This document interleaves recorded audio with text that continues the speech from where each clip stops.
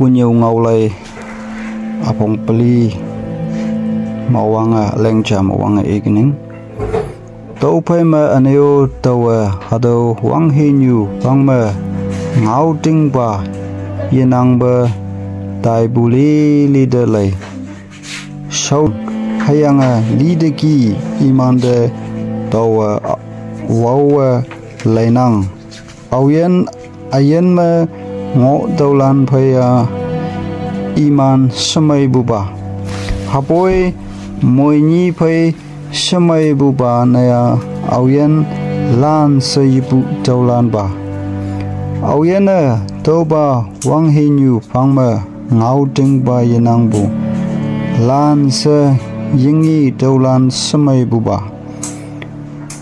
towa ane u hangna kadalana okpu ngilak chingne tasin nganga toiling singaya hado hangne iman yupilan wawa laibu chingne haboi hadau o chajang chabu hadawa wangyang de changbu ki hai monang kada cha anga bane menga i yak paklak hayanga i ning ke nyawalia linang sa imana inang tauba chine ok haboi wangyang phone nganga moini yak pai hibak yangai be tuilingbu phaya aching ha ngoyang chingmai mongchang ma ngobu samai aneu wang phang ma chachang chabu alam cha tawa ni ok hadoma i saha nyoibu kada cha monang ima hayim yenang chehenau yenang toyang boy i hibak fe ma tuiling ima nangbu motte au be o wang de ki se yetai au chingna i tesina nganga tuiling hayanga i ning ke mong yamai hubu hado chachang chabu mu hayanga yonga mong yamai ba nyoibu wanglam cha palom phaya sini samaibu hangchina ima moini chamyanga anyai samai se linga oklak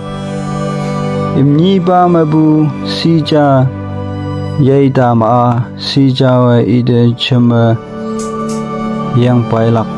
haboi atamja i saha ngoyang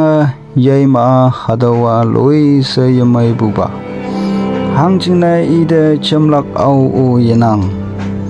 aneu si ni chama si ma imni asem taipong nang haboi sija saha si ma hangke asem tolak kada chawa sema taina ngobua kada niye changa taibu oklak ala lim phai lebyang bu buwa phalak chingne wanang angaba buba angba awe hengtambu saji yaya ok toba phaya tuinan yapoi haboi taitabu nausi ha samaibu nausi ha kapnok mabu angba soching da paina ok hichima i angching mongma tuinan ba cha na pu na ok toba wang phangma auyen kadalan ngo kong gimbu chingna dawa tai lai hayanga iman yoma akan cha ma nausi ha cha au angba soching lailak ngonang sa dawa tai lai kadali li chingna lakching yenang ia asai tang ma adapa na ngo toyang boy auyen phai ma pai la kai i phai mong mai bu yi ok lak ating ma tau pa o chajang chabu hayanga wangyang de changbu ne hay mengnang nang auba kawang nokte tailakai nang ya kaibu kenting ya hangching na anga balana imana hanghi anu tui showling yesing ba tui dobu phabu ki linglai ma chai ya lak chingna owa winbu samai nang chuma ngau so ma tai lai do hayang ka wang de chamloi mama hango ta chan ia wang tang ma hayang nanga ka tong nyu ma ngonang to khai nanga ilak tok te power hango ta I hang ching ne hang sin mong sang la kai te sin nanga mang ameng mang nang to khai nanga hang sin ma ngau te sin nanga nga yun bu ngau ne oklak au be nanga kawang de chiang bu cha chan la kai ok pu sin ne mam ling do hang ching ne anga ba ching ne I mong mai ye yenang nanga hang hi linglak ching ne chiang pha do chiang yang nanga yiling lai ma lan se yi chan be ngô bu ba samai lak nang chuma ngau bu ngau nang anu me yet ne thadam hayanga nang wang tong song mok pa de pau pin haki se tai nang ling bu tui shau de hang ne ka wang mong shi ngai lak hayanga nang yak ling bu tui shau lan ma dam lak mang ameng amai angang phai ahak yeko bu ngau ma bu ngai nang hapoi nang ka wang de nyam li do nang auba de kanya bai ngin au biu mik yemolak au hiya mote kanya bai mote mong de yehulak tau o chachang chabu hai ngonang nang hangshin haklakai desina mu pangbu chu nang u yinglak nang tau ba kau khong kimbu neya nang hakpu ne ngoyang ki sebu tau hai ngolak tuiling ba kata chawa ha yinglak wanga ngone ok yangone ok hapoi yaning ba I yong sinya ya sinang toyang boy hakpa kada ima chamloi ngo bu chingne mong tui ta ya sinya ya yesi ok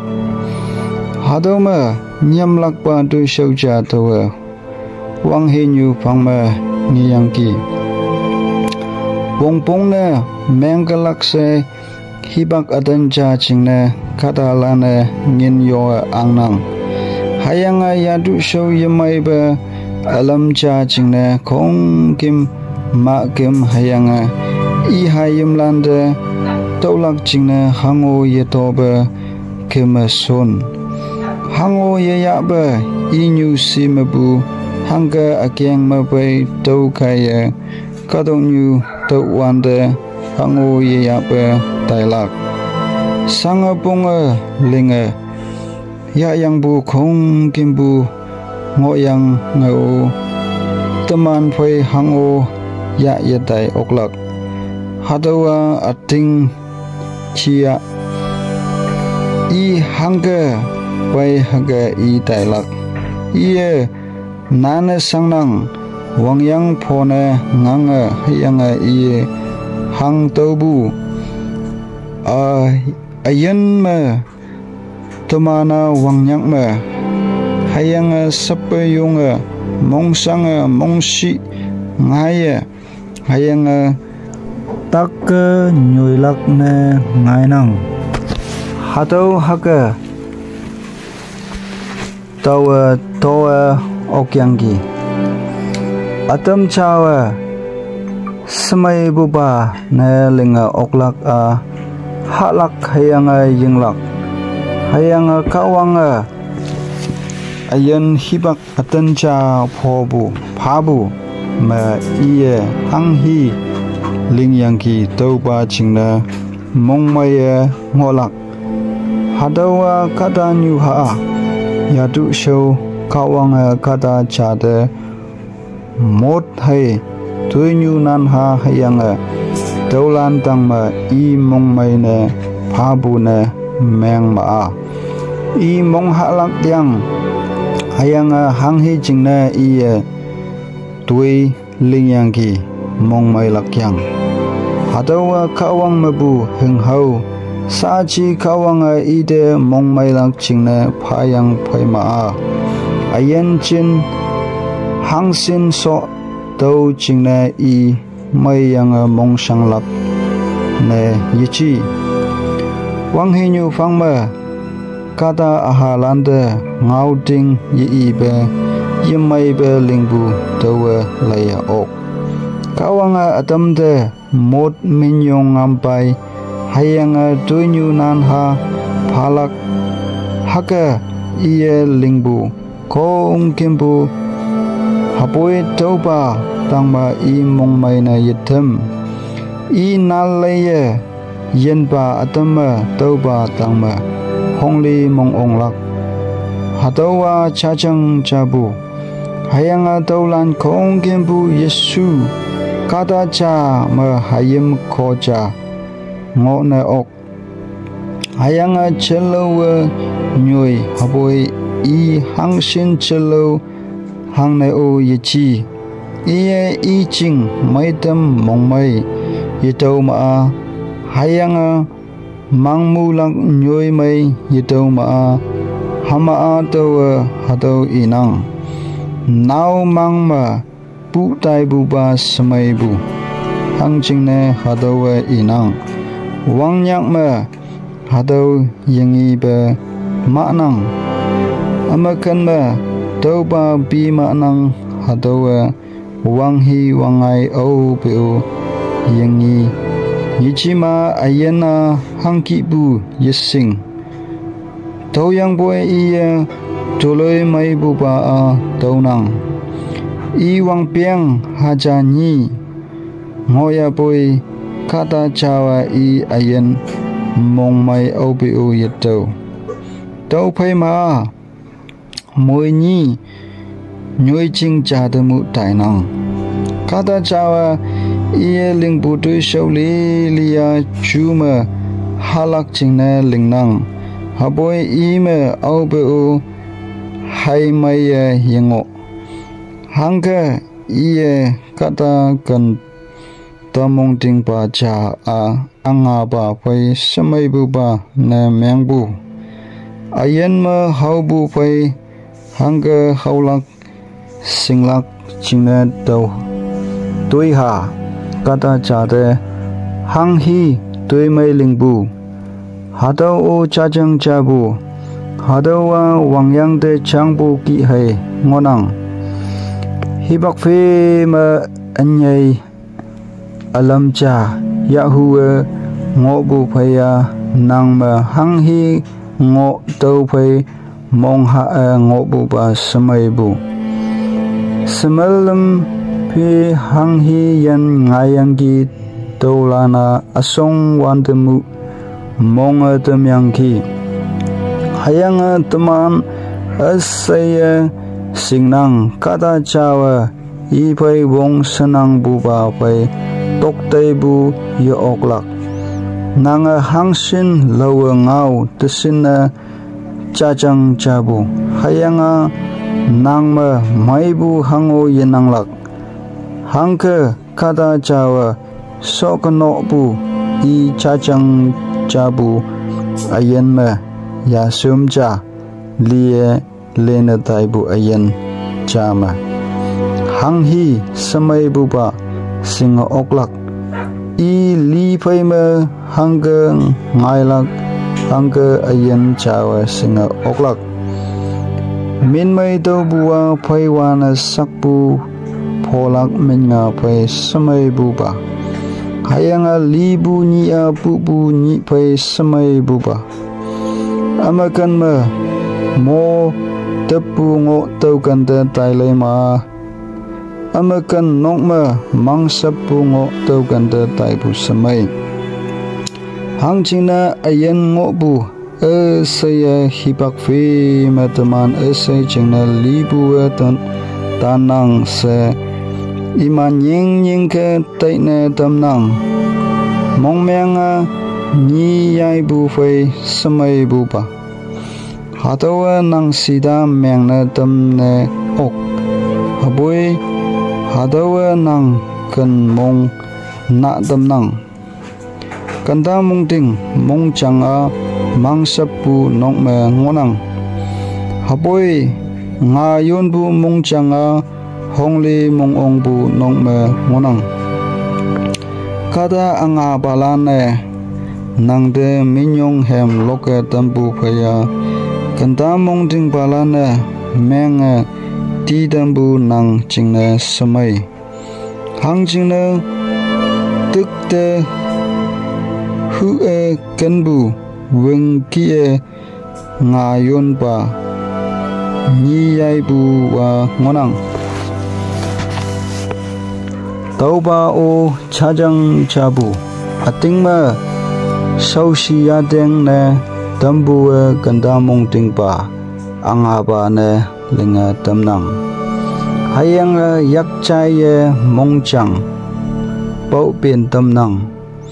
alam cha akung wang bu phaya sowa pai bu ba samai bu nana okpuwa ota bu phai samai mong si ngai ne tamam hang jing ne mong si ngai buwa chu dai yanang bu ya song ma lo ching ya nang sa bu phaya hang ne asong wan bu samai bu se nanga ta tong hang ching ne tau ba chianga nanga chu dai ngo bu ching ne tong bu ne ye chi kon chonga mot lai mai bu sin na mai nang ai yang wang hi ngi bulan ching ne tau ba samai bu ngonang kon chonga sau yen nang hakamu ngin na sau yen nang haboi singa okpu ba kau a hadau ngonang haga chudai amaya ayana teka angnang kawanga hang hi lingyang ki tau ba chiang tai lai hu iye hang hi kum kayak lingyang ki au hang ke tinga linga oklak chalon bu hipak ma mong mai dok haboi au ba chuwan meng la kai tai tau do kawang cha o lingai tau na meng ka tawa ngoi ka la khibak ma hang hi pai la kai singa yanang tau lan kho gem tau cha chang chabu ayen ma ni de ki khak shubu kada cha yoi khak shubu ma manang hayang amyang kada cha yoi tui show amyang ba linga yoi ayen chen launam tau khai cham loi khak shubu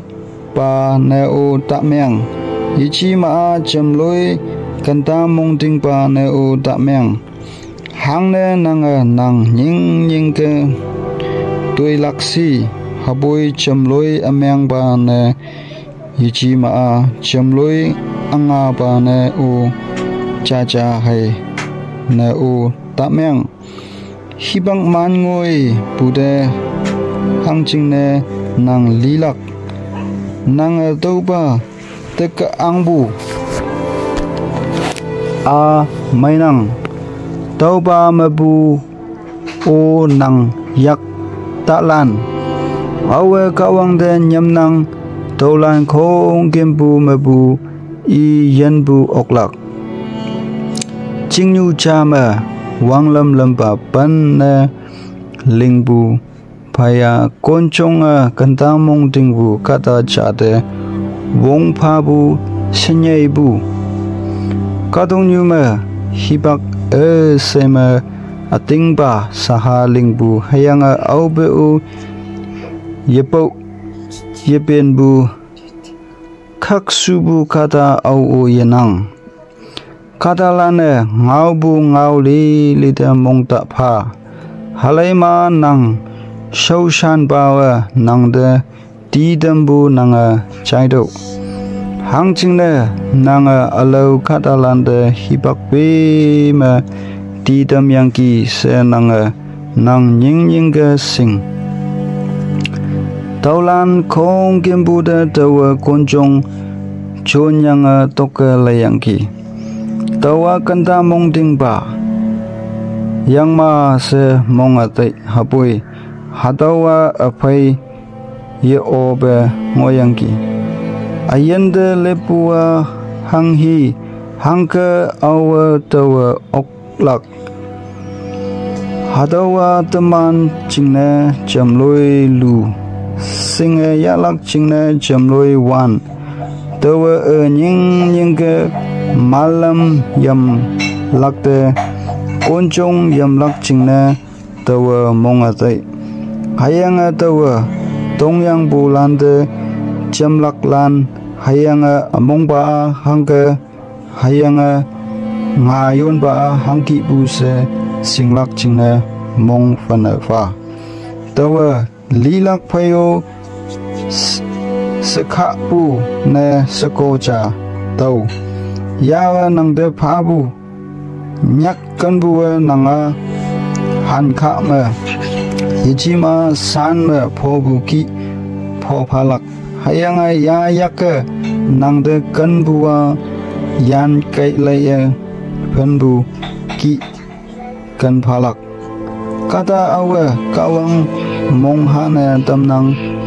yan tai bu oklak hapoi anulana ya pholak ating kon hai ngau ba inang au ba tawa chana yilak chingna yamango tawa hadaulan aching chingha taunang tawa alau chana yilak lam chingna lay hapui cha na hoya tau tawa yino na oklak na haja yoma natancha tawa tau hapui sako cha na hoya tau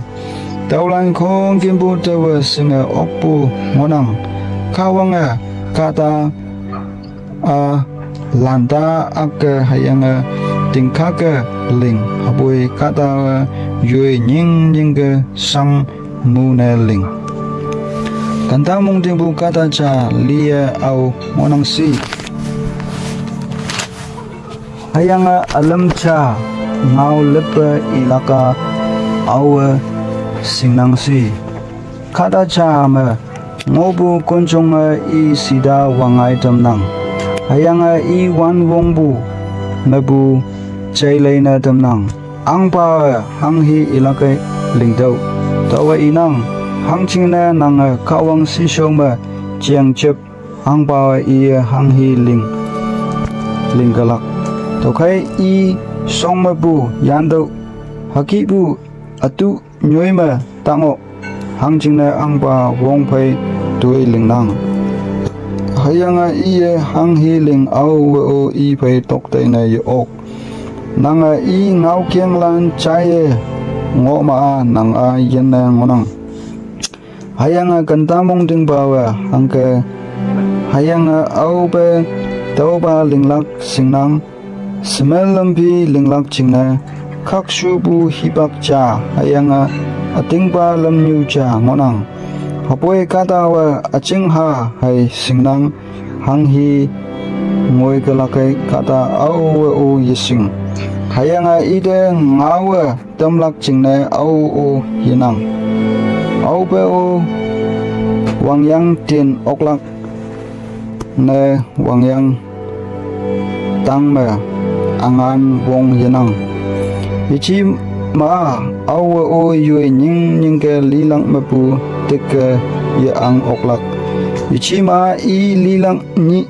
ya taibu ya oklak katawa sabchu cha katawa yanbu ya oklak katawa lo lama taina tambu ya oklak auba hado wang hi nyu phangma lengpu toi shaulan chiang towa tai kadong nyu cha amakan ma katalan atama wong towa ngo hayanga alo lana iman phangma shau silak towa taulan khong kimbungi ating amyang katalan iman mong changma mang mubu towa ngiyangki iman achau nuôi chinh lande onga paye linglay ching nyu ma amakan ma imana anuling kadalana imande minyong pha hatau chachang chabu hangne kadalana temyanga saha anu ombu hangchingne ima amyang lingbu te mam se shau shine yitam anu kada chawa kho chama anu omne ok hayanga ayan mamu ngonang o ating imana hanghi i towa singnang nanga kawang ngau chaima seme lampi hai mailak hapoi amyang pa chingna hado maye yetailak iman ayana ya somcha liye hayanga iman sila wandemu lilak hangchina ima imana kawang ngau yichai hapoi hatau o chajang chabu kadong nyuma hanghi ngainang laihuya hibak cha chama amyang lan ching shaushi khak shubu kadalana taunang hayanga amyang kadalana khak shubu kadalan henghau taunang tawa inang hatau o chajang chabu taukai kada chawa i ning ke mong mailak pong se tawa mong ha tainang hangchingna hatau ayan chenma i mong mailaka halak hayanga yinglak hayanga i ning ke mong maye ngolak hai ngonang hatau lan pa haka hatau wang hinyu phangma kawanga ide phabu ayan hibangma shanga lingyangbu chingna iyo lingbu oklak hangki tingba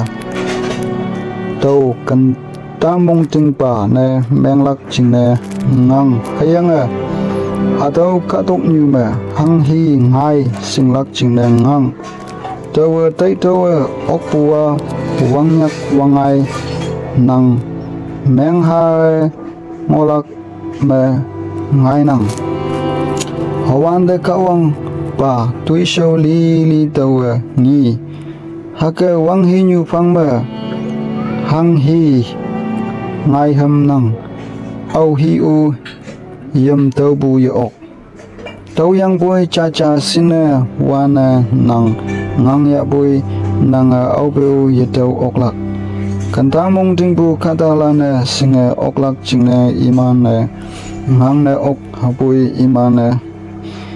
ye oklak